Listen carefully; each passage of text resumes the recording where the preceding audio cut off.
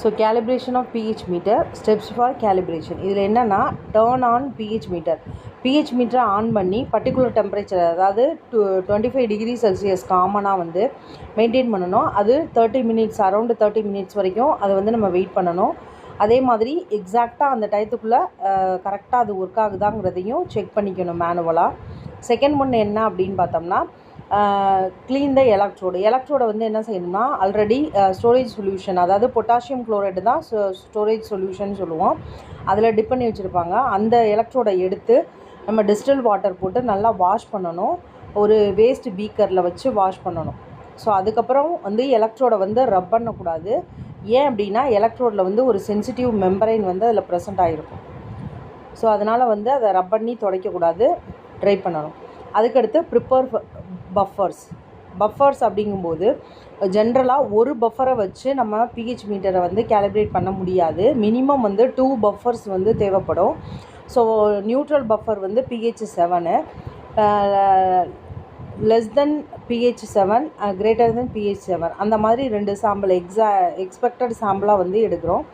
So இதில் வந்து pH buffer வந்து ஹையாக இருக்குது அப்படின்னா அது வந்து பேஸை வந்து நம்ம மெஷர் பண்ண முடியும்.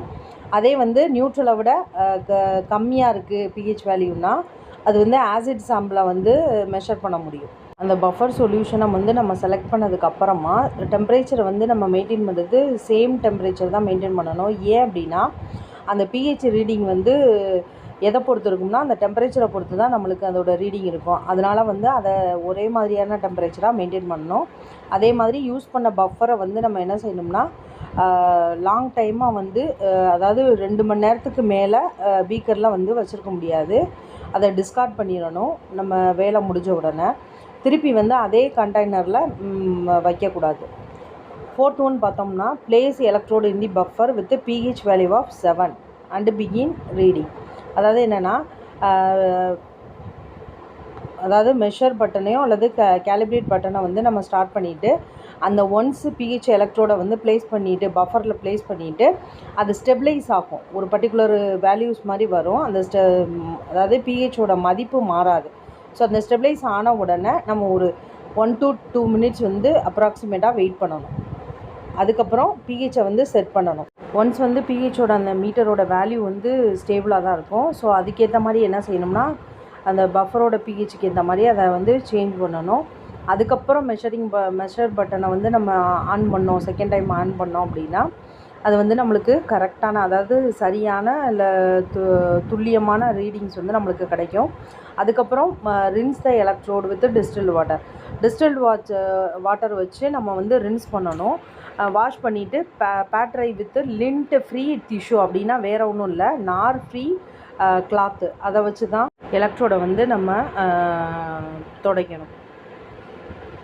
அதுக்கப்புறம் இப்போ எலக்ட்ரோடை வந்து அப்ராப்ரியேட், அதாவது கரெக்டான பஃபர் சாம்பிளில் வந்து மறுபடியும் இன்சர்ட் பண்ணிவிட்டு திருப்பி வந்து என்ன செய்யணும்னா, பஃபரில் சொல்யூஷனில் வந்து எலக்ட்ரோடை ப்ளேஸ் பண்ணிவிட்டு மெஷர் பட்டனை ப்ரெஸ் பண்ணோம்னா நம்மளுக்கு அது வந்து ரீடிங்ஸ் கிடைக்கும்.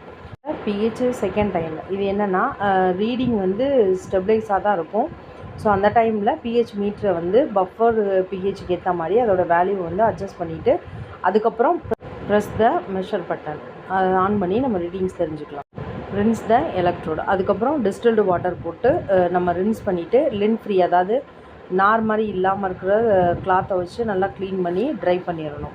ஸோ எதுக்காக நம்ம பொட்டாசியம் குளோரைடில் ஸ்டோர் பண்ணுறோம் வாட்டர் ஏன் யூஸ் பண்ணலாம் அப்படின்னா, ட்ரை ஆகி டேமேஜ் ஆகிடக்கூடாதுன்னும், அதே சமயத்தில் டீஅயனைஸ்டு வாட்டர் யூஸ் பண்ண காரணம் என்னென்னா கண்டாமினேஷன் ஆகிறதுக்கு சான்சஸ் இருக்கும். அதனால தான் வந்து பொட்டாசியம் குளோரைடு சொல்யூஷனில் தான் நம்ம எலக்ட்ரோடை வந்து ஸ்டோர் பண்ணி வைப்போம்.